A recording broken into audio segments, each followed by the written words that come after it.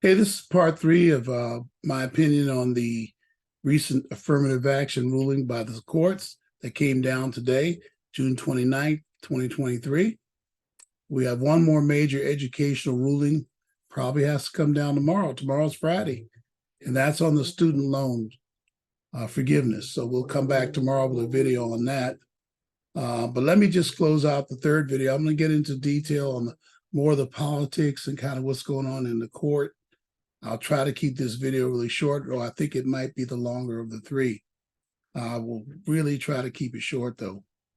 All right, so the ruling came down today, and it's caused, I would even admit, serious damage to the idea of affirmative action. Here's a shout out to Allison Rosen, who gave me, I think, the best article I can use on that.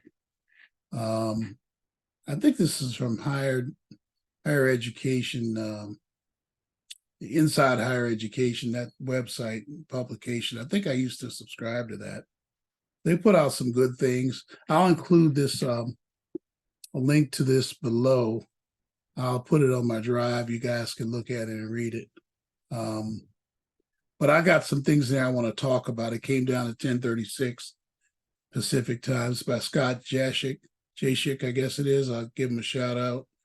And I said it was Inside Higher Education. And thanks, Allison, for pointing this out to me. The U.S. Supreme Court declared Thursday that the admission systems used by Harvard and the University of North Carolina at Chapel Hill, right, illegally violate the Equal Protection Clause of the 14th Amendment. That's a good summary. The 14th Amendment is used incorrectly so much, but it was meant for just this. It was about race, and no one should be deprived of the rights in society because of race, which is why I knew it would apply to both schools, whatever they would come up with. That's why I wasn't too surprised. I think it's a good ruling. It forces us, like I said in the part 2 video, to work on giving equal opportunity. Also in the first video, I mentioned that, to our Black students. On the front end, equal, not equity. Equity means we're going to do things like this, affirmative action, and get them in college anyway, even though they don't have sometimes the things they need to succeed, but oftentimes at the expense of other races, in this case, another minority, Asian students. But then you got Asian students too, and everything's color-based. That's what they saw.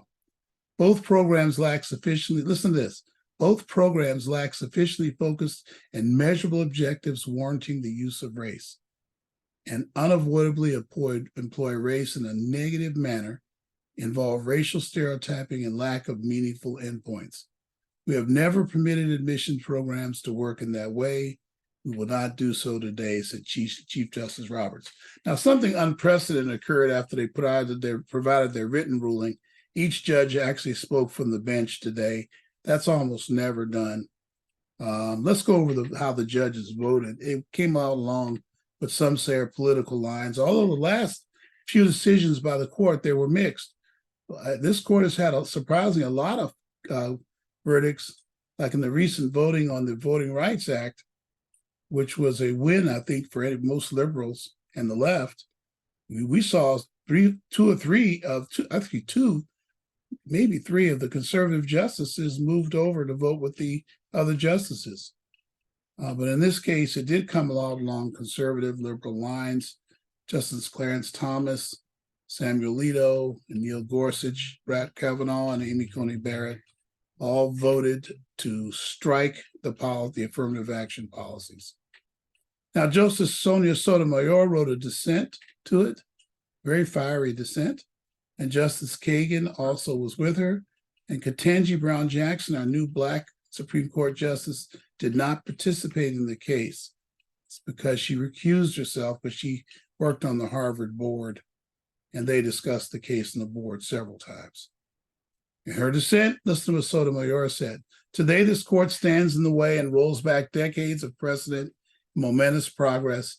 It holds that race can no longer be used in a limited way in college admission to achieve critical benefit. Well, it wasn't a limited way. I'm not so sure that it can't be used in a limited way. By the way, I mentioned you can use racially adjacent issues, maybe poverty, maybe the school they go to, the opportunities they've had, but not, the court doesn't want race to be involved in that. So she means that they can no longer use it that way. She's right. And only so, the court cements a superficial role of color blindness, she says, as a constitutional principle in an endemically segregated society where race has always mattered and continues to matter. All right, so you can look through this article on your own. There's some really interesting things in here. Listen to what the chancellor of UNC says. Chancellor Kevin Gazikowicz, I guess it is, of UNC Chapel Hill said, Carolina remains firmly committed to bringing together talented students with different perspectives and life experiences. No problem with that. And continues to make affordable, high-quality education accessible to the people of North Carolina and beyond. But while not the outcome we hope for, we'll carefully review the court's decision, take the steps necessary. Now, that's the right attitude to have, not that it was racist and begin to attack the court and say you want to get rid of the Supreme Court. That's not the right thing to do. I'm seeing that on Twitter. All right?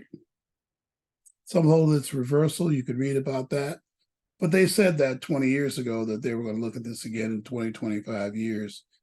Back in the Bakke case, there was that ruling. You can read about those. And then they talk about the, but I'll include that article below that you can look at, you can be linked to. And I think you'll get a lot from that if you want to do that. This combined with the first two videos gives you a good, well-rounded view of what I think happened and what I think about it. It is going to impact a little bit how we look at essays. We're going to like essays that even more that if race is mentioned, there's a real reason behind race being mentioned. Point out the opportunities that it prevented you from having. There are lots of examples of that. Point out specifically how it held you back. We do that now in reviewing our essays. Actually, I need to discuss that with our 2 essay reviewers, and I'm looking at essays too. And I'll be talking to people from college admissions about this. And then maybe after I talk to them, I'll do a 4th video on this. Thanks much. God bless you. Bye-bye now.